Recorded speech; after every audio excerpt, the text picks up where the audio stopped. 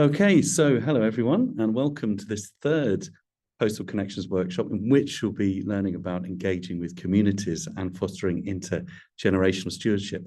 I'm Dr. Alex Kent, and I lead the Coastal Connections project.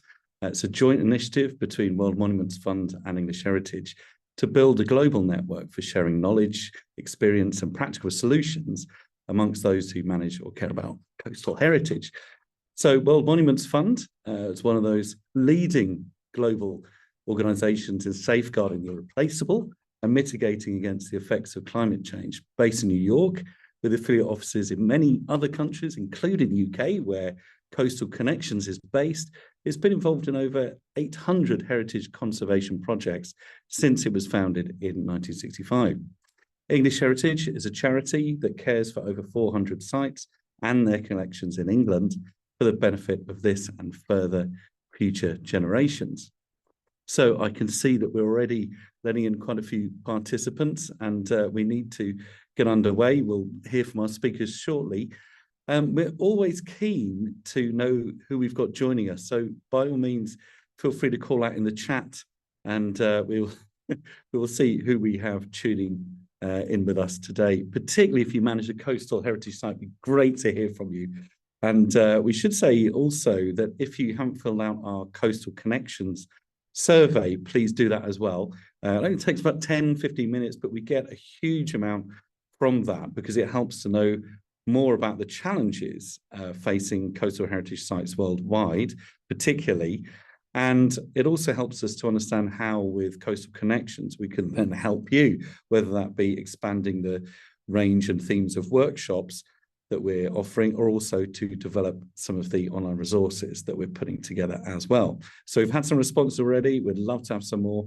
Please do have a look at the link, the link in the chat, and then please fill out the questionnaire. So thank you very much. What I'm now going to do then is hand over to Scott Goodwin, who's the program manager at World Monuments Fund, based in New York, who's going to introduce our theme for us today. Scott oversees the World Monuments Watch program that you will have heard about, and also manages field preservation projects. So I'm really delighted to have Scott with us, and we look forward, Scott, to hearing what you have to say. Thank you. Thanks very much, Alex. Very pleased to be here. Could I get the next slide, please? Great. So not very long ago, our field of preservation was primarily concerned with two questions: what from the past we should preserve, and how technically we should go about doing it. And as we've come to better understand the role that people play in making meaning out of heritage, as well as the role of non-experts in stewarding it across time, we've gained other key questions, like for whom are we preserving places and to what end? And even those questions of what we preserve and how have become more inclusive, and inclusive specifically of the people, the local communities who know these places the best. What our discussion today is about is how in practice we go about answering these questions with participation through collaboration with communities, and also how we ensure that that participation is continuing long into the future. If I can get the next slide. Whether a preservation effort is about protecting a site, first and foremost, or if it's about having a social impact, there are very good reasons to be working in ways that are participatory and community engaged. Working with communities to understand their values and needs ensures that heritage projects are relevant to people's lives. And this is a way essentially of breathing fresh significance into an old place.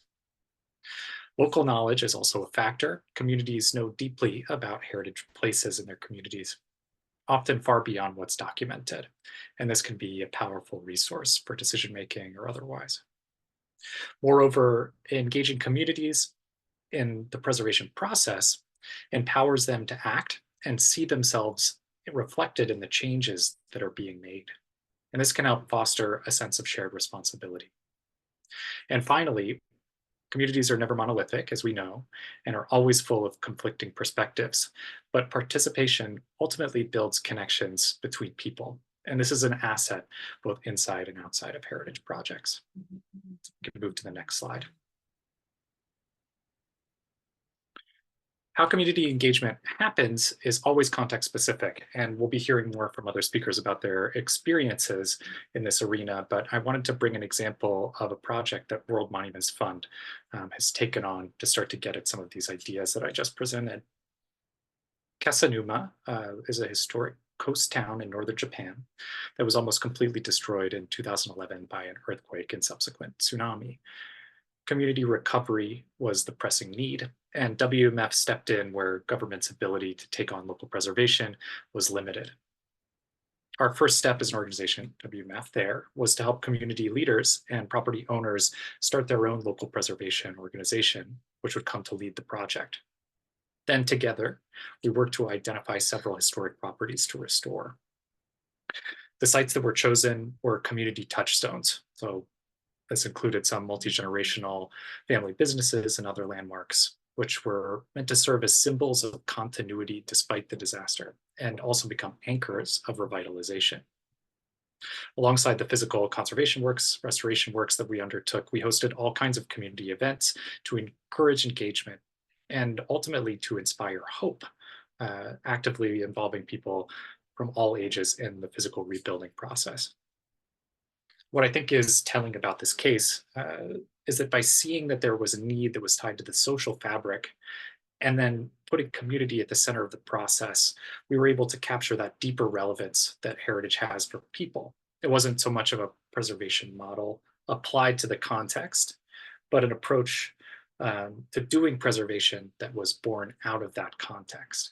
And this leads me to a couple questions that I think we should be keeping in mind through the presentations and discussions today. So if I can get the next slide, please. Given that we're here with Coastal Connections to think about what we can learn from each other, I think it's important to recognize that there are aspects of context that we share. One thing that we might ask is how the coastal context is shaping our work with communities. As we know, coastal communities are uniquely vulnerable to the climate crisis.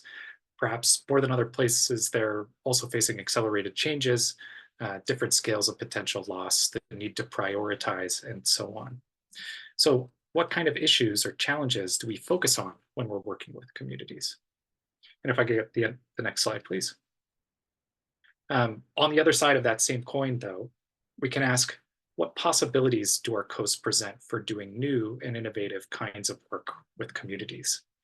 Maybe this means working with local people to document or commemorate sites that are being lost. Maybe it's drawing on citizen science or crowdsourcing to better understand heritage challenges.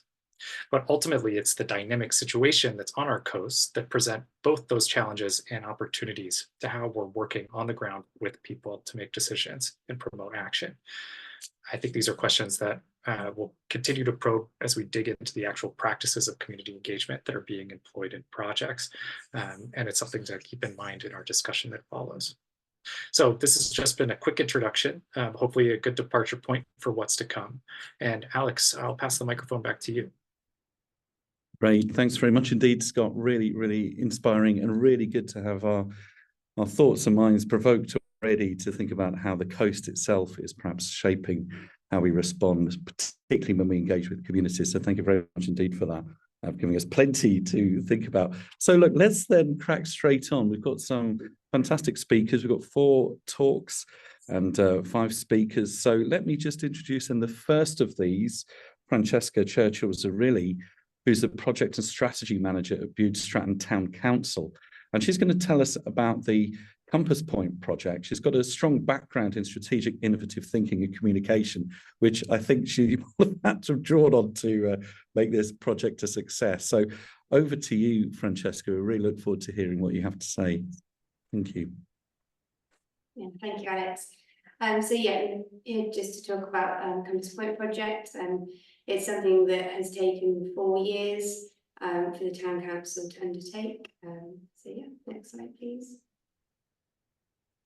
So here you have a picture of the building in its original state. So this was constructed in 1835 on the edge of the quite rugged coast of Bude in Cornwall in the UK. So it was originally designed by George Wickwright, the architect, and it was based on the Tower of the Winds in Athens, which is quite a larger construction, but it is very similar in how it looks. It was constructed using the stone from a church, which is down the end of the cliff. And it was constructed 2 years after that was completed from essentially the rubble that remained. So I don't think there was a real kind of significant initial significant importance in that building, that kind of gathered momentum as the years passed. So it was built for the Ackland family, who were baronets of the land, and it was essentially originally constructed just to mark, kind of the start of their land, really. So it's significant in the fact that it's just above our harbour. So we used to have a very strong maritime heritage, and with a lot of trade coming in to the harbour. So it kind of was a marker really for their land. It wasn't until later that it kind of then got gifted to the Coast Guard. And it was actually then the main point for the Coast Guard in our town to monitor the ships that were coming in. We're quite notorious for the amount of shipwrecks we have. It's a very difficult harbour to navigate through, and the cliffs are quite treacherous. So they actually had the very first telephone installed in this tower for the Coast Guard in England.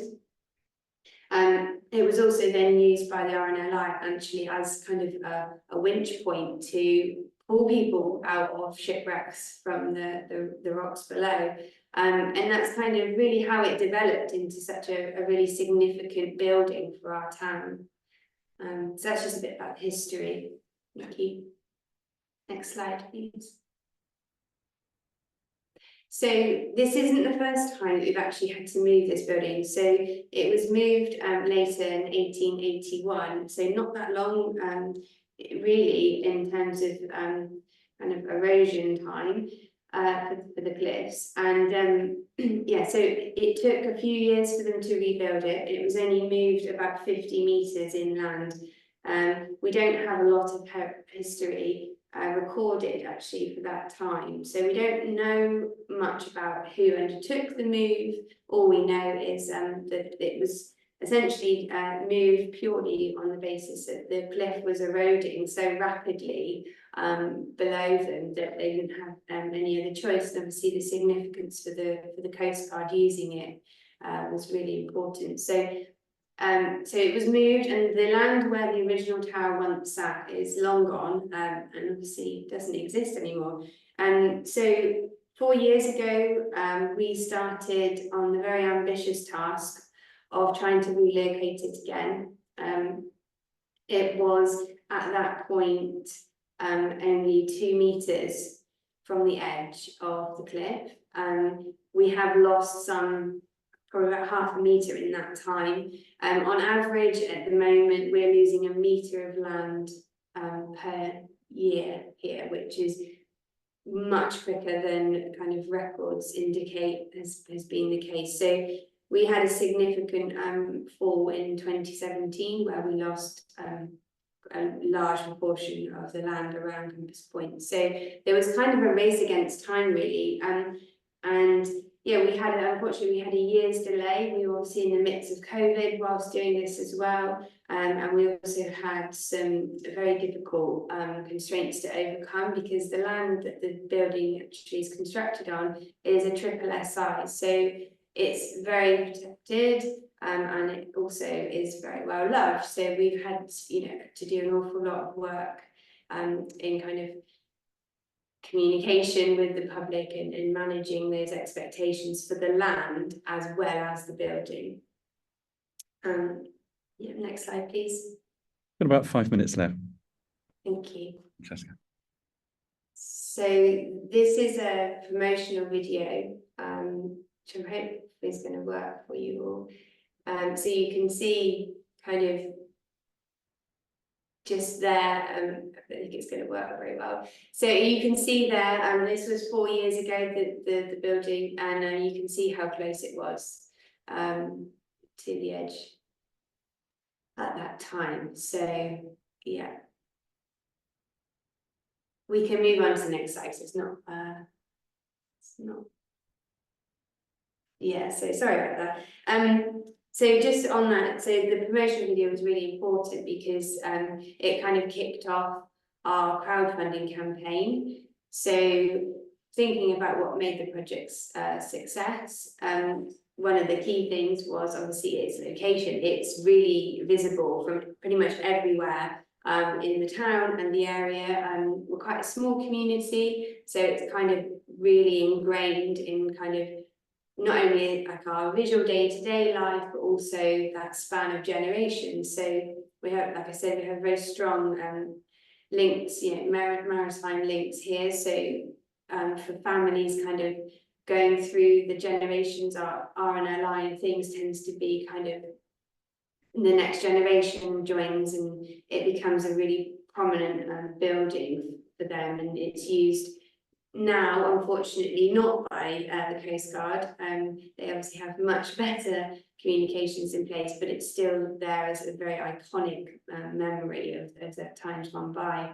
I think another reason why we were so successful in actually raising the awareness of this project was because it really highlighted the risk of the coastal erosion that we face as a town. So we're one of the most susceptible to sea level rises in the UK, and we are potentially looking at in 50 years time one of our bays completely being underwater. So it really brought that to everybody's attention. For us, something that we invested a lot of time in was the branding and communication. So really raising that awareness and really strong branding and significant imagery, and the logo, which you can see on the screen there, was used throughout. And so thinking about kind of how we raised that money, so we initiated the funding campaign in 2021, and we raised £60,000 in 7 weeks.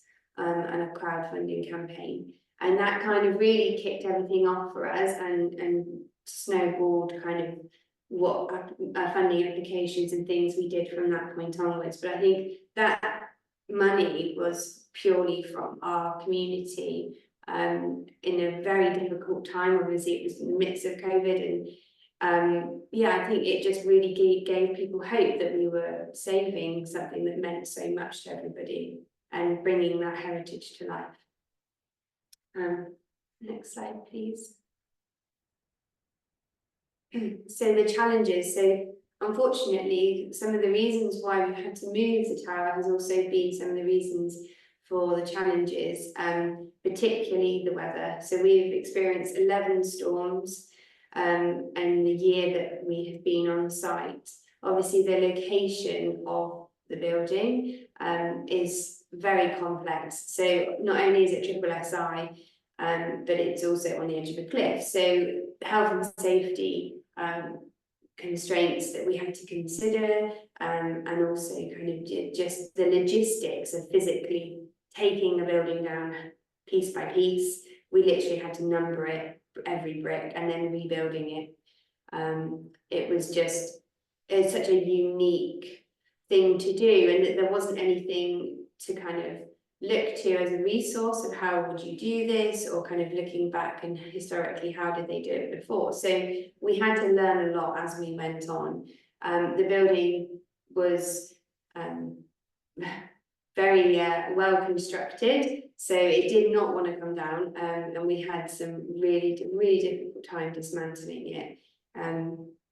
Some of the other challenges we faced was just, there was obviously a huge proportion of the community who really wanted the project, but there was also quite a lot of pushback, which we really weren't prepared for. And we've had to invest, obviously, an awful lot of time in building those relationships and that communication with those people and those groups to kind of help them to understand the benefits of why we were doing this. So not only was it just about saving the building, it was about reigniting that excitement in heritage. And during our engagement programme, we've engaged with over 2,000 children in the local area, which we're a very small community, so we only probably have about 7,000 people over the age of 18. So, you know, engaging with that younger generation and really helping them to kind of bring it to life. So we've done that through working with the schools very closely, and they've really been so fantastic and been so on board with it all. And we also produced a community time capsule where we asked people to contribute things that they felt were relevant about their town, and helping kind of bring that link as to, you know, that ownership of this is your project and it's about you and your families and your heritage. And for us, that was probably the hardest thing in terms of time. So it was a wonderful thing to do, but it was also massively challenging in terms of the time constraints, as well as the physical act of moving the building. Just under a minute left, Francesca. Thank you. So yeah, there's obviously lots of landowners as well, so that was a real challenge in terms of ensuring that everybody was on the same page, and just trying to kind of keep those relationships going. And we're actually, I can finally say, I actually will be tomorrow off-site, and we will have our opening ceremony next week, which is, you know, fantastic that we've obviously after 4 years we've got there, and the tower has been saved, and it's going to last for another 100 years.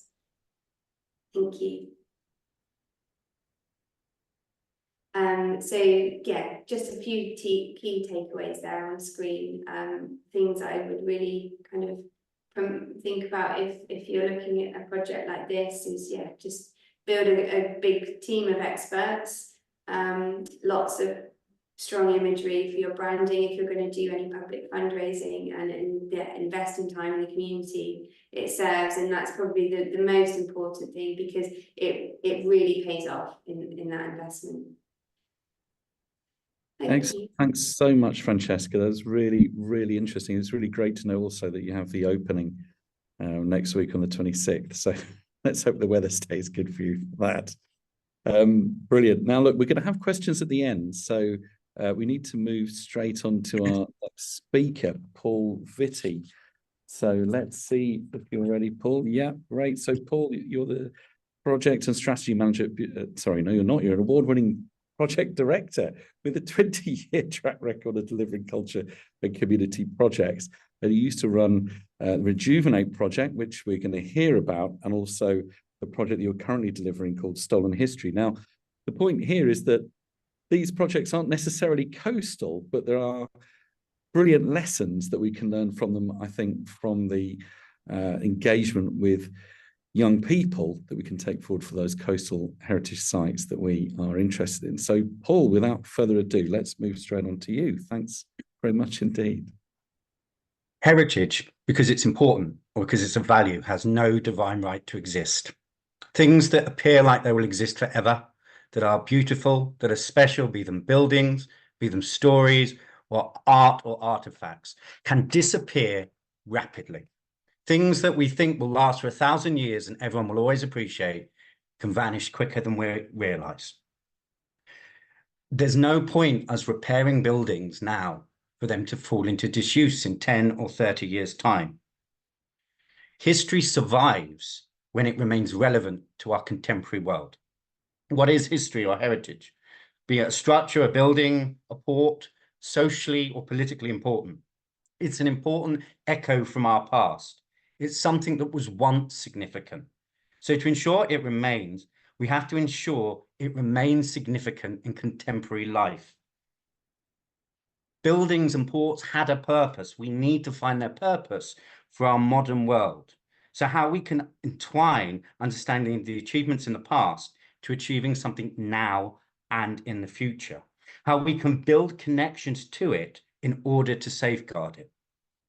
And heritage has a unique potential to do that, of finding shared solutions, not inviting communities in for a day out, but looking at what are the issues in the community and flip our thinking to how can heritage meet those needs that are already there within society. And there's 4 key ways I always look at doing it, which is the economic empowerment, Building something, spending millions of pounds whilst the community around it are starving is always going to build resentment. How can they and their heritage be part of the economic story? How can it provide skills, be it within the sector or transferable skills? Can it create a sense of belonging? And how can it impact our well-being? Most people here are enthusiastic and passionate about history. That's infectious. So we need to find a way to put that same passion into a determination and excitement in understanding the lives of those we want to inspire to be part of it, so that we're meeting those needs. And often the hard to reach groups are those that embrace it the most. So I'm going to talk about two different projects today. One that engaged children and a hard to reach group. The other that sought to engage with communities and a history that had been excluded from them, where people needed to be directly invited and have a meaningful engagement, not tokenism because it ticks our agenda to keep it going, but actually a meaning that's a mutual partnership between those we seek to engage, and understanding the pressures that are preventing them from connecting with a heritage, and not seeking to patronize them, but remove what's intimidating. So the first project is a Historic England project, which I was involved with for the pilot year. The project had already been set up as a collaboration between crime and well-being. It looked at a key issue within society, children. It looked at the experiences of children in England today. We're in a well-being crisis. Within our schools, children are reporting mental health issues. They're reporting that they're feeling isolated, that the new academic pressures within school are impacting their ability to engage within school. And as a result of that, they're disengaging and they're feeling traumatized at times by the record pressures on school. The increased screen time has given a feeling of loneliness. So Project Rejuvenate sought to address that, to address children who are disengaged with school and to support them. At the same time, it looked at another group of people who are vulnerable to the influence of crime and people who are already someplace in the criminal justice system. Now, there's an economic argument to that. 17 billion per year is the cost of the economy because young people end up in crime and not diverted from it. The impact on the community of those children being involved in crime is immense. But when we look at many of those children, they've often had adverse childhood experiences, suffered some form of trauma in their childhood that wasn't picked up and has led them to being involved in crime. So these are clear issues. And those groups of children went over a period of 8 to 12 weeks on archaeological digs. They weren't frightened to pick up axes or shovels and get involved hands-on. And it had a clear impact for them where they felt belonging, self-worth, and re-engaged. They became a valuable part of a small team with common tasks. And one of the crucial things with that was being alongside experienced professionals. The intergenerational element of it, where they were given a sense of worth, enabled them to really achieve. And it was about being alongside as equals that supported them doing that. About 5 minutes left, Paul. Lovely. So that pilot was significant because it showed that meeting the children where they're at, when they returned to school, their engagement increased and they felt a belonging. In one of the sites, the children lived on the coast. They took part in World War II excavations, unearthing a building that hadn't been seen for 50 years. Yet without this project, meeting them where they were at, they'd never been to the coast, even though they lived a few miles away. So it's about building those cross-sector collaborations that enabled that to happen. The national expertise of Historic England with local partners who could deliver, and people from outside the heritage sector who saw and understood the need within society and had that direct relationship with those young people. The second project I'm going to talk about is Stolen History. Stolen History is a project that seeks to engage a diverse town who has a history going back 2,000 years, but its medieval history has been all but lost and ignored, with only 2 buildings left. And what we're seeking to do with that one is seeing how we can break down the barriers to participation, particularly people from the global majority or working class environments who feel excluded from the sector. They might be invited for a day trip, but the sector as a whole, their voices aren't being heard. So within that, what we've provided is a year-long training where they get paid to attend, because often the training, if you can't afford to pay your bills, it is excluding people. And they're learning the skills of heritage practitioners and being part of that adventure together. And we see in the pictures that we've managed to find 700-year-old documents that people are excited to discover a history that we thought was lost, because there's an energy and a determination to find it, because it's their local lost history, whether they've moved to the area recently or they've been there for generations, that handing that ownership and overcoming preconceived ideas, either what working class or people from a migrant background wish to learn and feel ownership on. And they're discovering that the stories from that era, the riot, the rebellion, the reform, actually connects with the identity of the town today and understanding how change happened within the country. To do that, we're meeting them where we're at, and we're also having a wide range of outreach activities. So engaging directly with schools, but with other communities. One project we're doing, which has over 90 children involved, is taking part in the International Carnival, so that we're having a significant current contemporary cultural activity, which will have 250,000 people in attendance. And alongside that, having our schools engagement project, where we'll be sharing the findings and what we've discovered. And again, this is bringing in different people into and feeling ownership of what we're doing, and looking not just at a year, but how we can learn from that. And this program then enables them to have careers in the sector or to continue making an impact. So when we're looking at creating intergenerational engagement, one of the key things and questions could be, what are the needs in the community and society we wish to engage in? What are their needs, and how can we change our thinking of how heritage can meet those needs? What evidence and research is already out there? Local plans, government plans, strategies that may not be heritage strategies, but where we can meet with their young people strategy or their economic growth strategy and find a role for heritage within it. What partners will we need? The more partners, the more we can reach out to different people. You can ask someone to join in a project numerous times. The engagement is hard. You need to go where they are and make it a valuable part of their life. And then we need to measure the impact. We need to start our evaluation before we've begun, so that we can review, implement, keep making the case for heritage. And the impact can be profound. It can radically change the civic pride and the sense of stewardship and ownership over history in an area. It can bring communities together. And it can also have a profound impact in what may seem a small way, but isn't. From the teenager who's rebellious, suddenly learning stories from the past and feeling they're his stories, and that's how to actually change society, what went wrong and what didn't work in the past. From a child picking up an axe and saying, if I could do this every day, digging this, then I would do if I could get paid, not realizing that actually that is a job in heritage, and his love of connecting with the World War II sites. From parents and children being together, taking part in the activity, who had forgotten how to play and laugh together because modern society didn't provide that space. So the learning to do that gave them that space. Just like the loneliness of a parent getting to feel part of a community because an activity is taking place in a heritage site. So now I can talk about economic impact, and I could go on for hours and hours on the topic.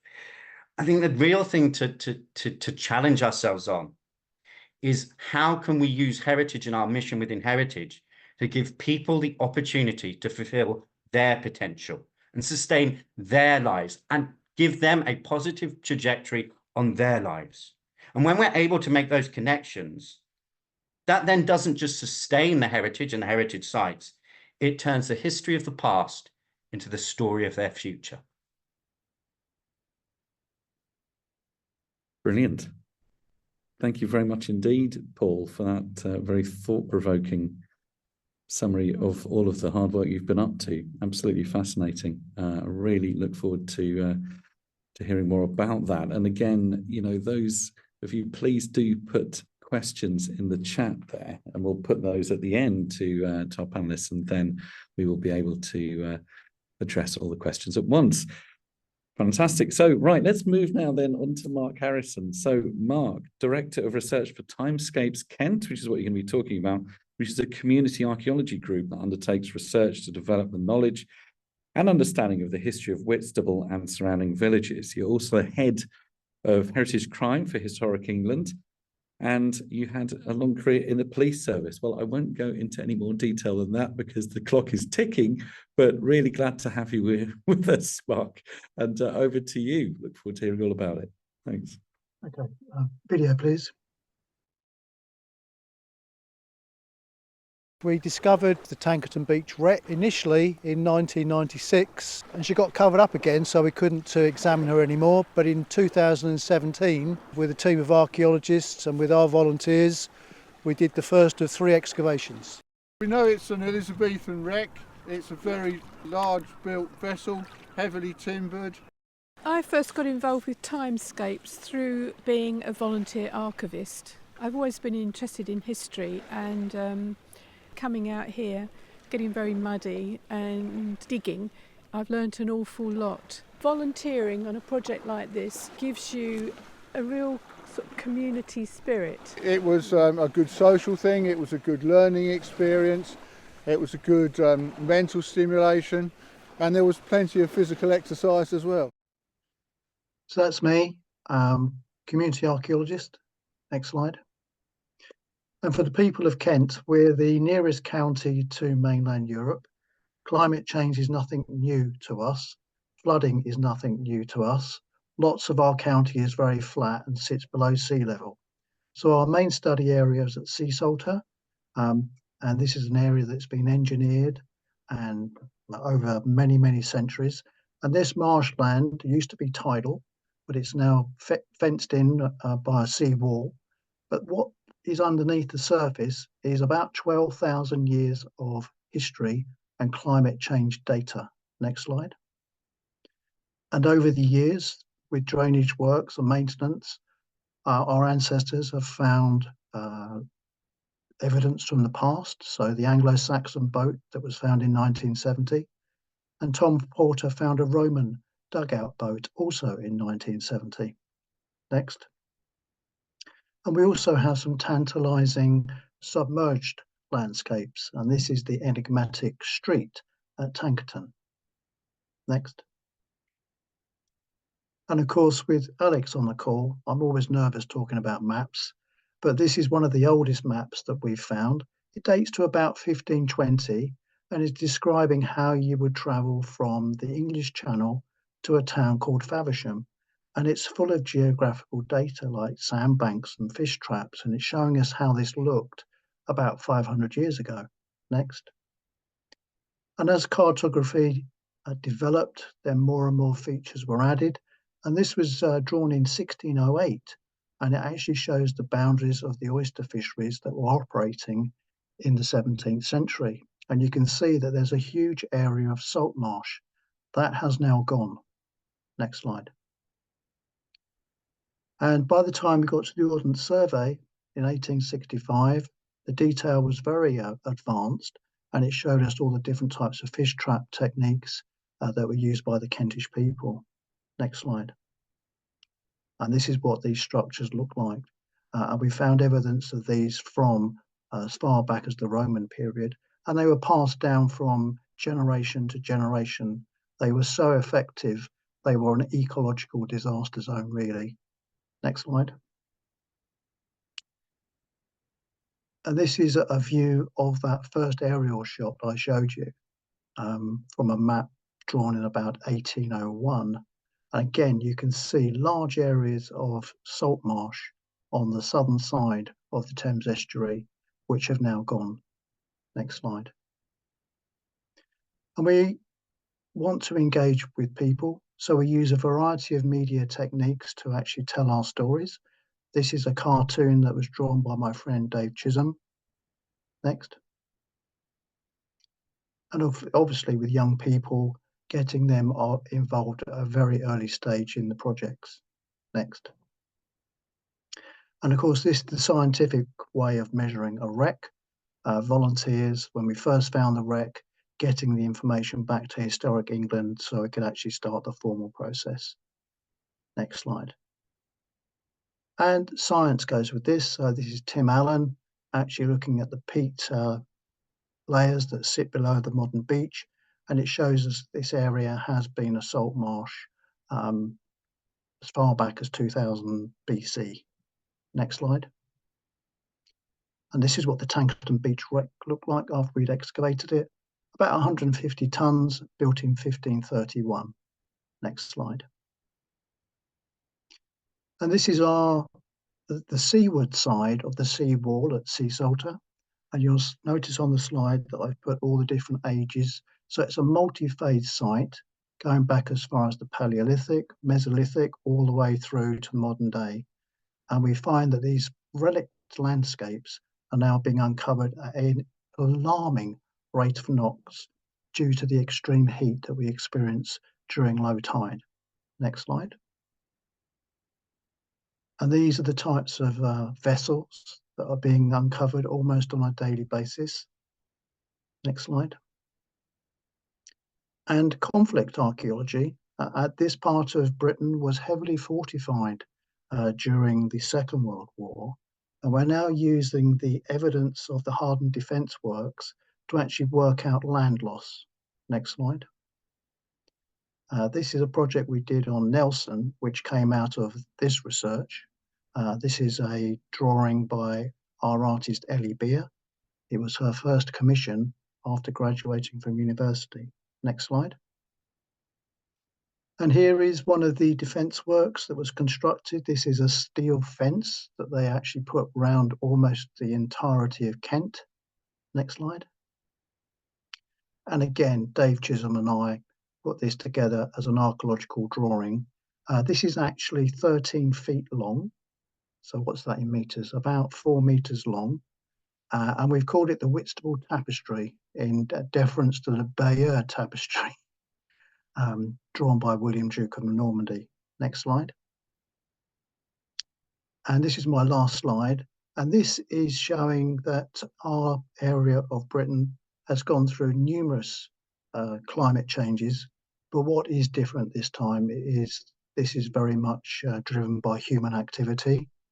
And this is designed to be a frieze and put around a room so that particularly young people can actually see how things have changed and what we need to do to mitigate those changes. So that's it from me. Wonderful. Thank you very much indeed, Mark, for that very, very rich and engaging talk. It's nice to see some maps in there as well as a lot of the I suppose the very scientific methods of measuring a wreck that you treated us to as well. So thanks for that. That's excellent. Brilliant. Right, let's then move to somewhere very different. So we've got two speakers that are going to present the same talk now for us, looking at coastal heritage sites in Kenya.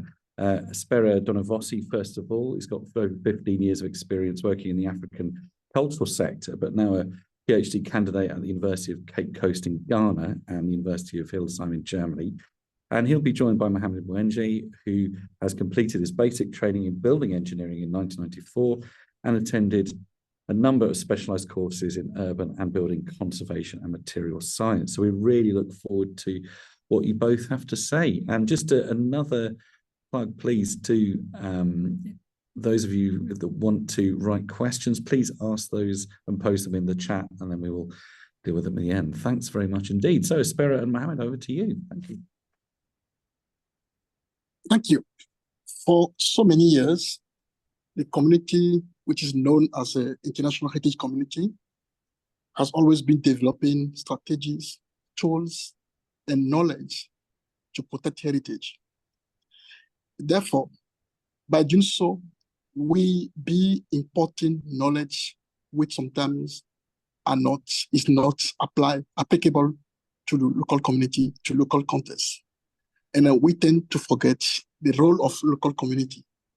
Only if we look at the continent of Africa and we look at growing population and we look back at the history that community have been resilient through the year, through climate change, through diseases, through different disasters that they always find a way to go about it. In Kenya, during COVID, ICCROM and National Museum of Kenya put together a proposal to engage community in protecting the coast, the heritage of the coast. And we do this activity in a different locations. Next slide, please.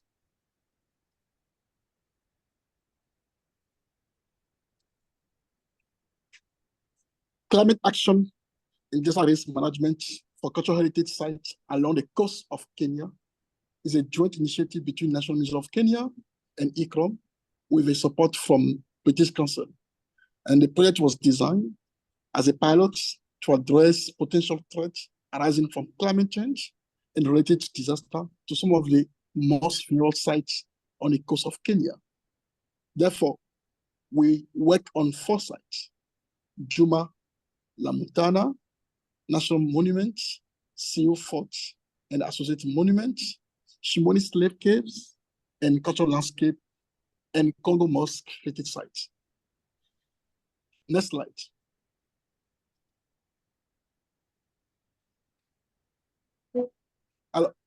Why is this particular project important to us? When we talk about the 4 sites earlier on, we figured out that traditional communities live their life on that particular zones. The 4 sites are the center of their life and represent an important part of the cultural heritage. For us and for ICCROM and for its partner NMK, it's very important now to engage local community at all levels of project planning and implementation. The first aspect of that is to understand the need of local communities, is to find the people who can speak on their behalf, through them to engage with them. So how do we engage them personally? Next slide, please. We designed our project into 3 different methods. The first method is to co-planning with the community leaders. And then this to say that in many countries in Africa, before any system of governance have been installed, communities always find a way to elect the leaders, to respect the rules of the communities. So when we designed this kind of program, we had to go back to the same historical governance structure where we engage with community leaders before we engage with communities through meetings and awareness present. And then this particular level help us to be able to engage community into concrete actions. Next slide, please. So what did we find out? Today we are talking about climate change. We are reporting on different aspects of disaster, but communities in the past has a way of warning systems. So they have developed different methods to understand and to predict the weather. For instance, people at Seoul have developed means of predicting weather patterns based on observance of a number of natural parameters. This also including observing wind directions, natural scent carried in the air, change in behavior, and characteristic of fauna and flora, respectively, shade and color of the sky. Those different aspects help communities to predict and to find a way to mitigate or to adapt the change that is estimated to come. There are also many of these techniques. Espéra. Okay. Yes. So many of these techniques are able to inform on the possibility of adverse weather or extreme natural hazards, such as seismic activities. During the 2015 Paul tsunami that hit many parts of Indian Ocean's rim, many local elders had already suspicion of the occurrence of abnormal activity just before the waves reached the East African coast. During our activities, our projects, we managed to gather, to collect all those information from elders, from communities, which set to inform concrete actions to be taken through our projects.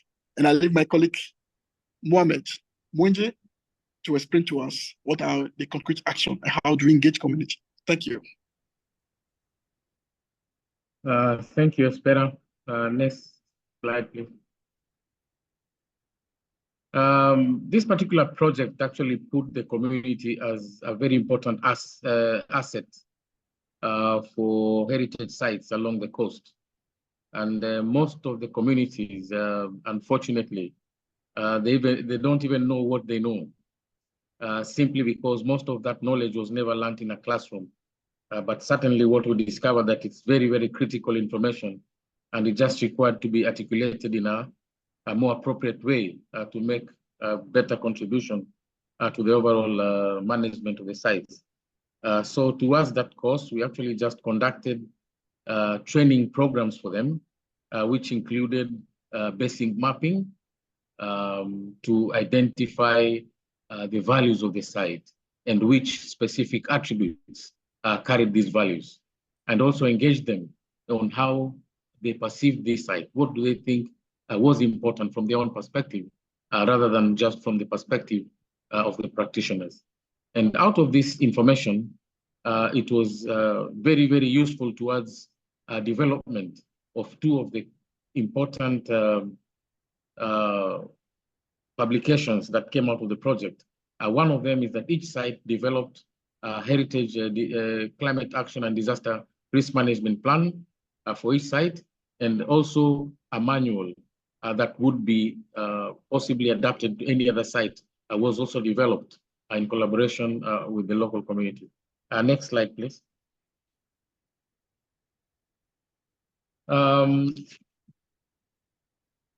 The other concrete action that was undertaken was tree planting.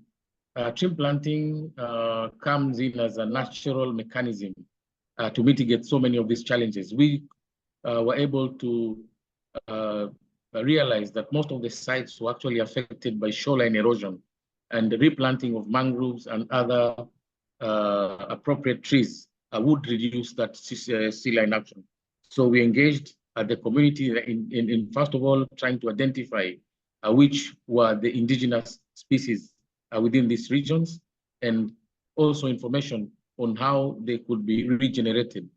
So alongside with the community members and the local leadership, we engaged in replanting of trees in the most vulnerable areas and areas that had been deforested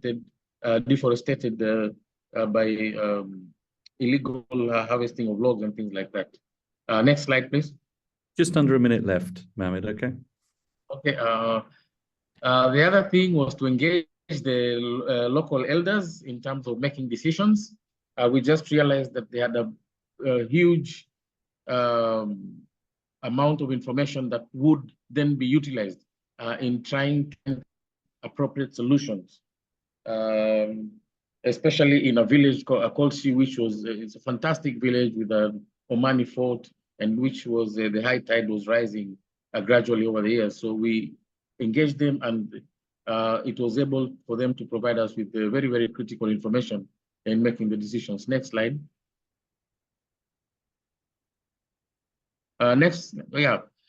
From our engagements, the old men, they understood what the problems were and what required to be done. So from their experiences, this was a new kind of feature. We started off with a few trials. Initially, it was just supposed to be a gabion with wire cables, and then we assumed that this could not live wrong. And then we added on to it and improved it until eventually we came up with that structure at the end of the picture, which I think is going to protect the fort for many years to come. Next slide.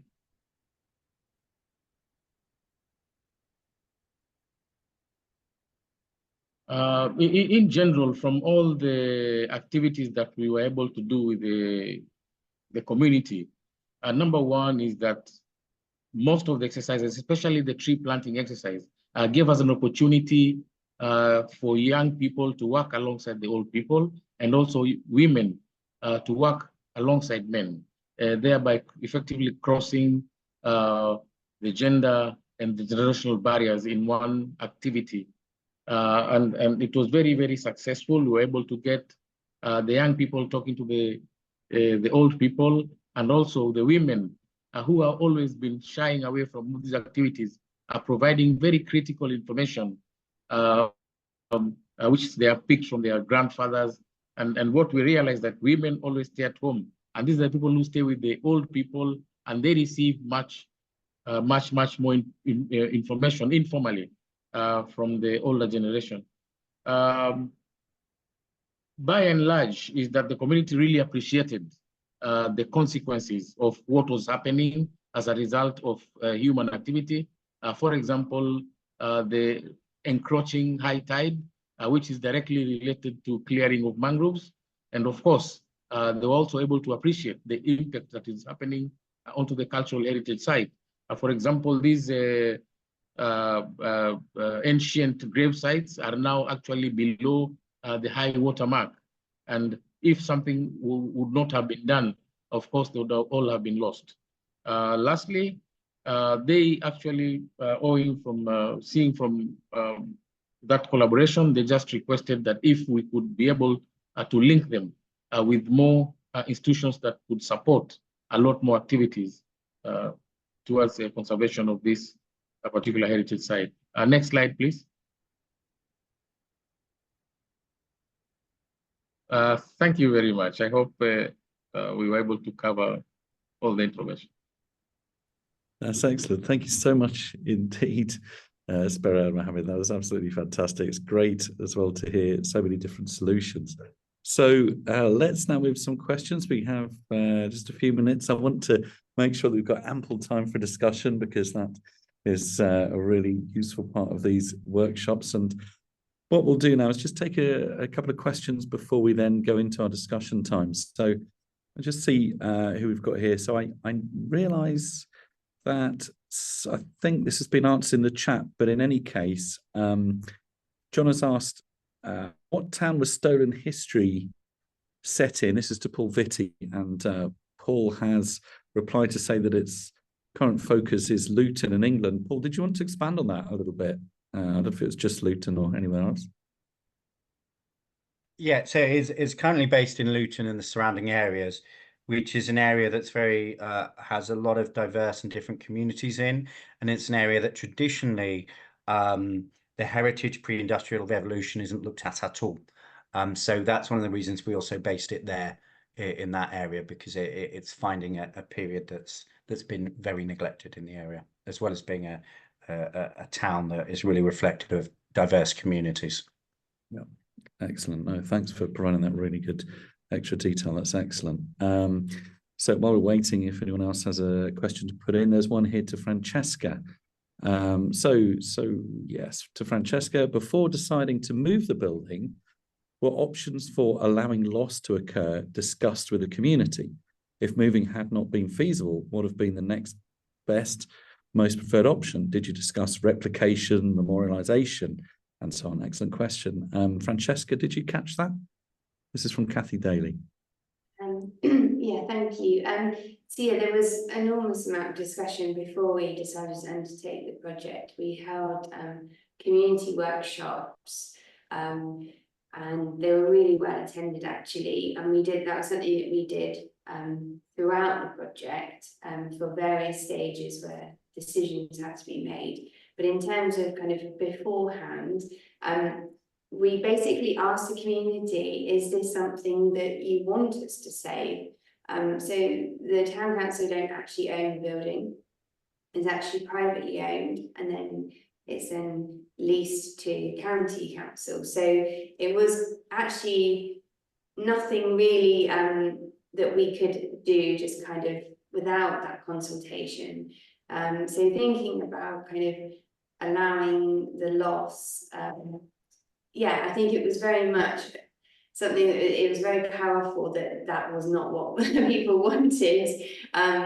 If it wasn't feasible, what would have been the next best option? So we did have some photogrammetry done of the building, and there was discussions around whether we could produce a smaller scale of the building if it was something we couldn't undertake the move. And yeah, there was times where we obviously were very concerned of the actual physical ability to be on site to do it. Yeah, but thankfully, there was that kind of tenacity of just, it's been done before, we can do this, and having that backing of the community, and then that kind of financial support. And I think that was the real key. It was people they showed up and they said yes, but they also contributed. And I think, like I said earlier, without those contributions, we absolutely couldn't have got the additional grant funding that we needed. So yeah, that initial engagement, although it was sort of a difficult one, it was definitely the right thing to do. I hope that's a good answer. Yeah, sounds great. And again, I suppose something that really struck me about your project particularly was how this particular building was an icon really of identity of the town. So there was a groundswell of opinion that this was worth making the effort for, but you still had to obviously convince people to do it, I think. Yeah, absolutely. We had, like I said, we did have some challenges along the way, not only challenges with the construction, but like I said, there is, we're in the cost of living crisis, and it's an awful lot of money that had to be spent, and we just really focused on what were the needs in the community, and what could this project provide to fulfill those needs. And we have one of the highest levels of childhood deprivation in the county, and our focus was really on engaging that age group in bringing them out of areas in the town where some of them, had never even visited the site, even though we're kind of a mile and a half from side to side. So that was really surprising, actually, that, and that engagement was kind of the real critical thing of bringing that heritage and making it relevant, and providing them with kind of reasons for kind of why that heritage was so purposeful to them, and bringing that heritage to life for them, and helping them understand how it connected them to the coast, and how that connected us as a town, really, and it really brought the town together. Excellent. Yeah, that's a really, really interesting observation. And thank you to you, Francesca, and to all our speakers for, again, these fantastic insights we're getting from very diverse areas of coast and very diverse projects. Even Luton, that isn't on the coastline, for those of you that don't know, but still some really, really fantastic and fascinating insights. So thank you again to all our speakers. So look, let's move now on to the discussion part of the workshop.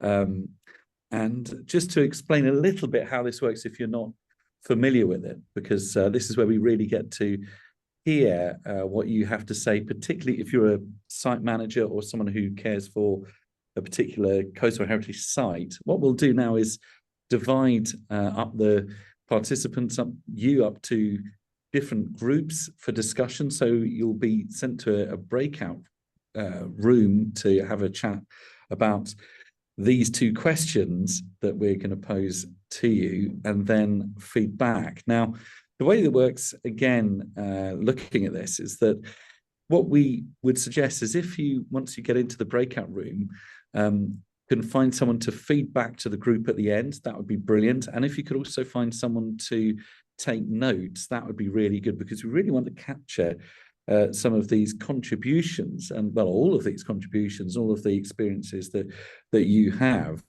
and that you can bring to this workshop. So we're going to put a link to the Padlet. In fact, there it is already, the link to the Padlet, which is devoted to this particular workshop.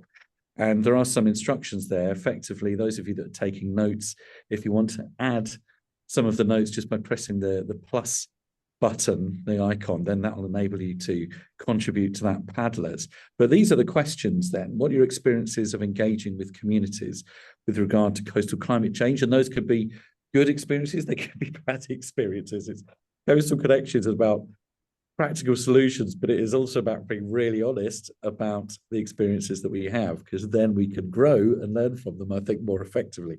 So that's one question. The other question is, what's the one thing you wish you had known and or done in working with those communities? And again, you know, we're really keen that as many people participate in this as possible. So please ensure that you have a say when it comes to those breakout rooms. So we'll set out into those breakout rooms now. We'll see you back around about 5:20. That gives us a good, well, sort of 15 minutes or so. So hopefully we'll have time to get into the discussion, and we'll hear what you have had to say at the end. Great. Okay. Well, welcome back, everyone. I hope you enjoyed that. It wasn't too unsettling. Looks like a lot of discussions were going on, which was great. So I think we had 3 rooms, so it'd be good to get a bit of feedback from those discussions. So I don't know if someone would like to start. Now, for me, I just see these as room 1, room 2, room 3, but there is room 1. Let me just see, with people like Francesca, I think, is in that room. Chris, Monica, Paul, perhaps you might like to start us off. Happy to, Alex. Great, well done, Paul. Yeah, thanks. We heard from Monica, who was talking about a community in Peru in the rainforest and the challenges that they have from climate change and to do with the river and trying to make an income from that. So that was really interesting, and you know, what information they need to have to understand how climate change is going to change in the future. And then, yeah, lots of talk about the Storm Tower in Bude and questions about that. And I had a question about whether they'd changed anything in rebuilding it from the deconstruction last time. It's less about the community, but more think about next time and when we come back to that in the future. Yeah. But then also about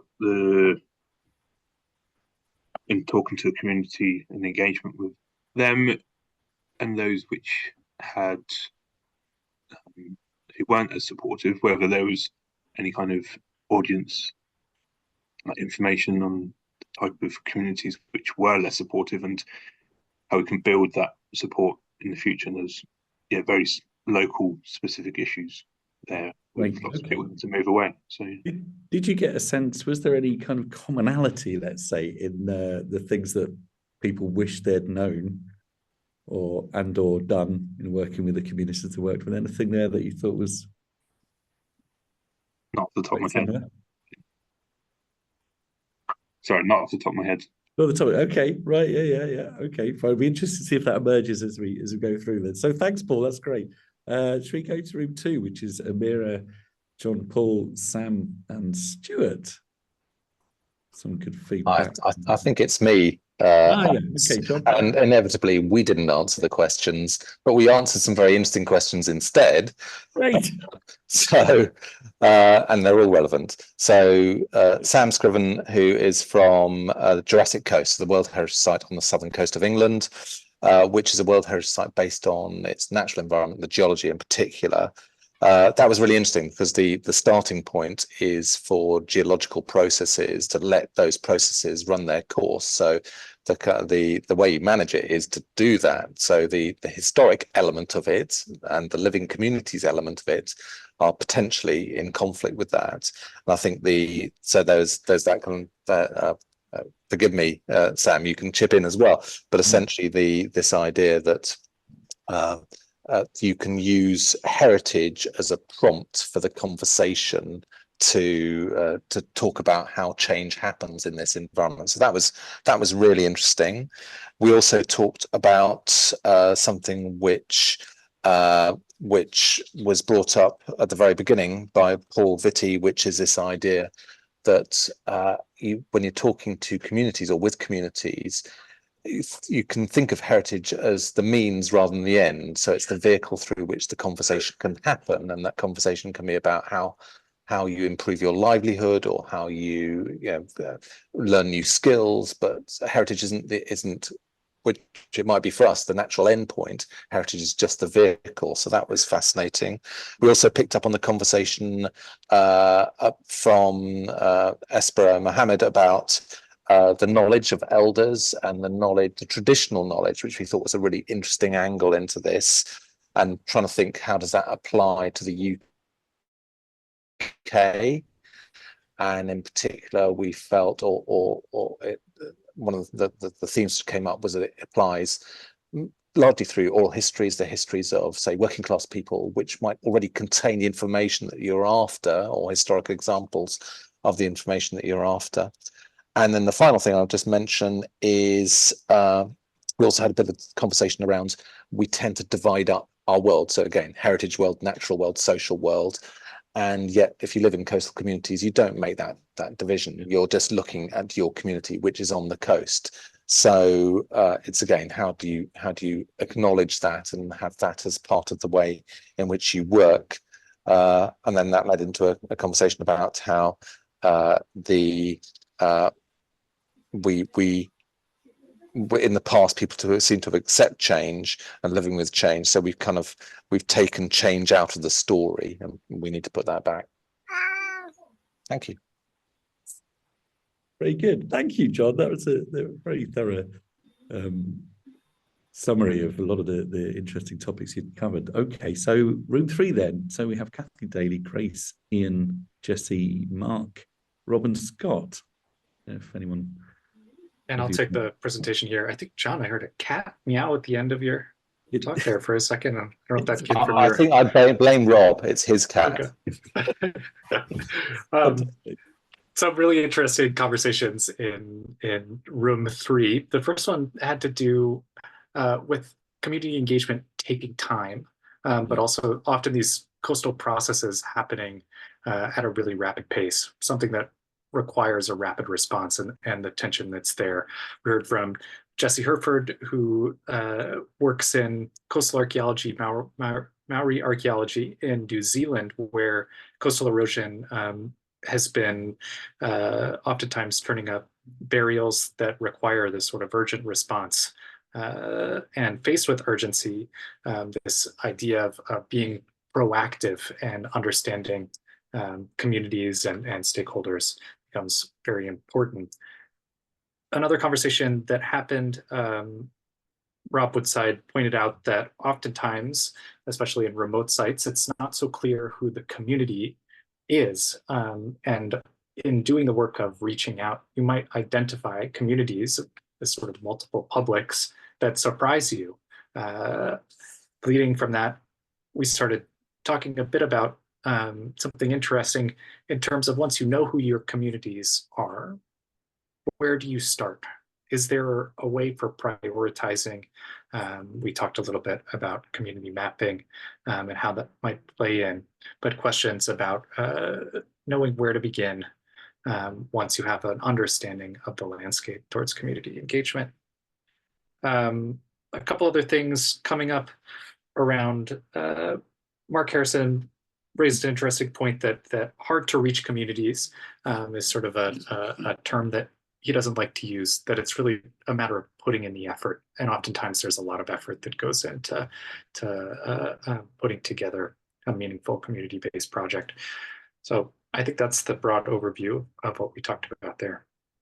Brilliant. Thanks very much indeed, Scott. And what a fantastic range of responses and participants as well we've got. And I think, again, it just shows, doesn't it, that Coastal Connections really bringing together those diverse experiences that we all have in looking at and looking after those heritage sites, how we can all learn and benefit from those insights, because quite often, those sites are, they are always unique, and what we can learn can always be applied to how we manage them sustainably going forward. So thanks very much indeed. That was fantastic.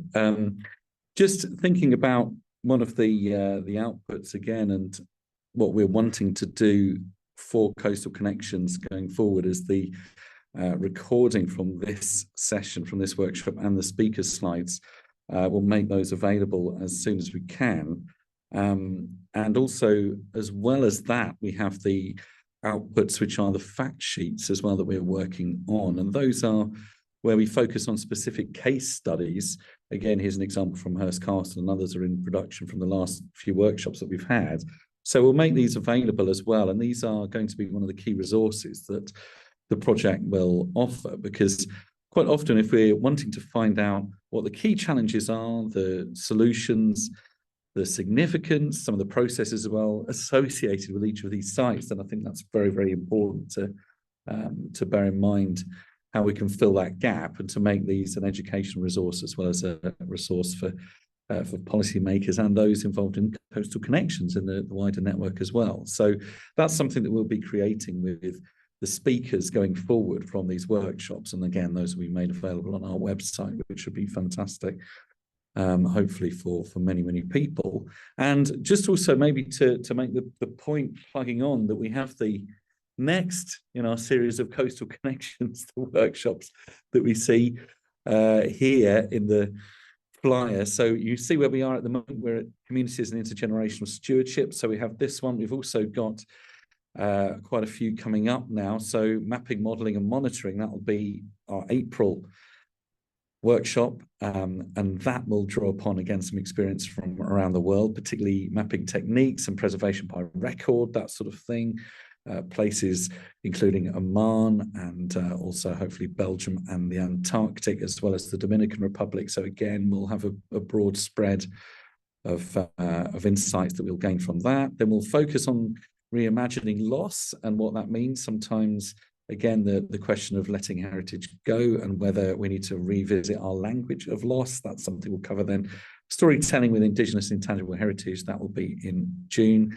And we'll finish off this first series with policy principles and practice, which will be on the 16th of July. So that will give you a bit of an idea. Remember that you have to sign up for these with Eventbrite.